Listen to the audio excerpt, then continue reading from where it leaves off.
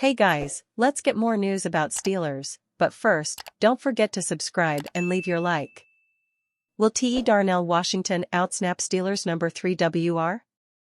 By Matthew Marksy posted on September 3, 2024 at 5 a.m. Will T.E. Darnell Washington outsnap the Steelers number 3 WR? We've talked so much about how offensive coordinator Arthur Smith loves tight ends, but will he prove it? Will the Steelers use 12 personnel as their base package, and what will that look like? Presumably, Darnell Washington would take most of the second tight end snaps, but will he outsnap the third wide receiver? At least on the outside, I don't think we even know who the Steelers' third wide receiver is right now. Rookie Roman Wilson is injured and may not even dress for the opener. Between Calvin Austin III and Scotty Miller, I really don't know who has the edge. I don't know that either has an edge. They might try to cobble the snaps together between them. In that respect, I think Darnell Washington has a stronger grip on his role. Our latest video second cheapest WR room, short second cheapest WR room, short 0 seconds of 54 seconds volume 0%. Of course, the Steelers will want to use Connor Hayward and Michael Pruitt here and there as well. But the Steelers drafted Washington to do what he does, and he's doing that. Even some beat writers, I've seen, are saying that he looks better as a pass catcher this summer. I'm not reading too much into that right now, but it doesn't hurt. Even with Washington on the field with Pat Freiermuth, the Steelers still have at least 4 strong passing targets. Freiermuth is a good receiving tight end, and both Najee Harris and Jaylen Warren can catch.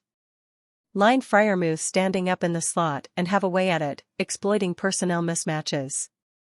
I think Washington will see more snaps than the third receiver early on, but I'm interested in developing trends. As Roman Wilson works his way in, can he coax the Steelers into running more 11 personnel? That might be asking a lot, but play the formations that work for you.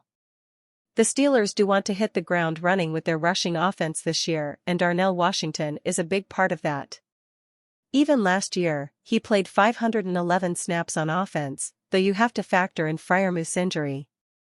But he could certainly log that kind of workload and more this year. Pittsburgh Steelers came closest to acquiring an all-pro receiver during recent trade negotiations. After finishing with the 5th fewest points in the NFL, the Pittsburgh Steelers completely overhauled their quarterback room. They added a former Super Bowl winner in Russell Wilson, and another former first-round pick with some untapped potential in Justin Fields. Pittsburgh also hired a new offensive coordinator, tabbing former head coach Arthur Smith as their new play caller.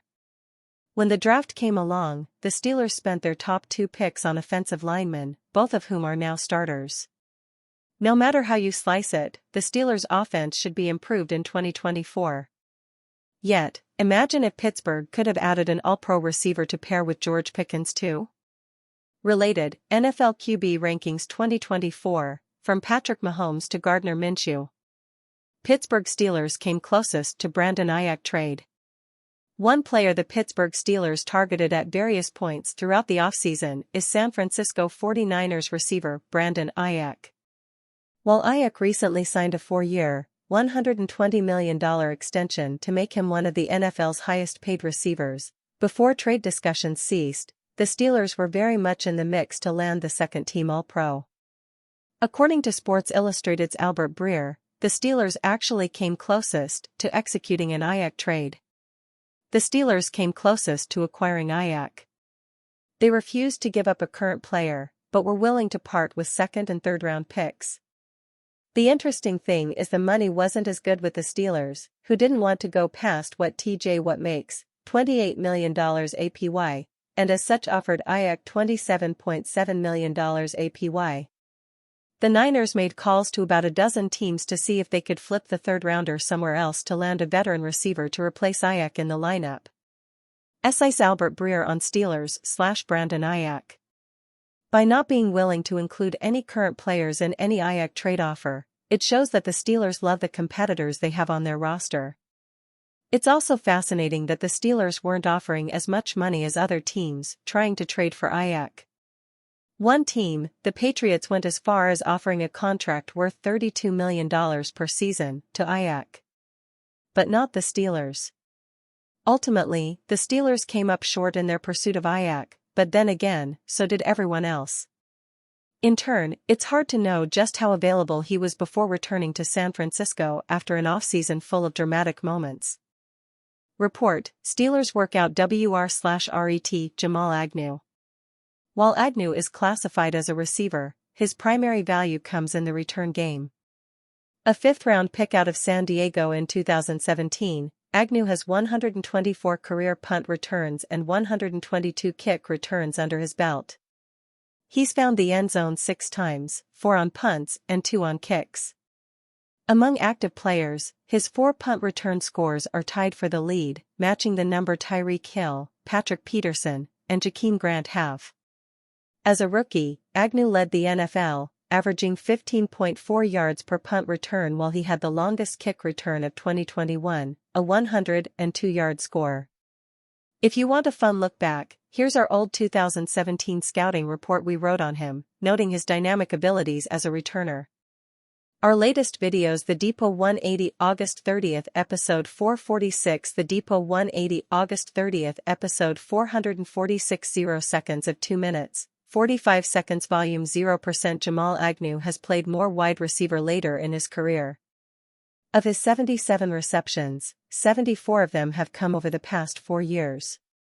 He began his career playing defensive back for the Detroit Lions before making the transition to receiver, while keeping the number 39 more commonly worn by a defensive back than offensive player. He spent 2023 with the Jacksonville Jaguars, averaging a healthy 10.3 yards per punt return and 26.1 yards per kick return.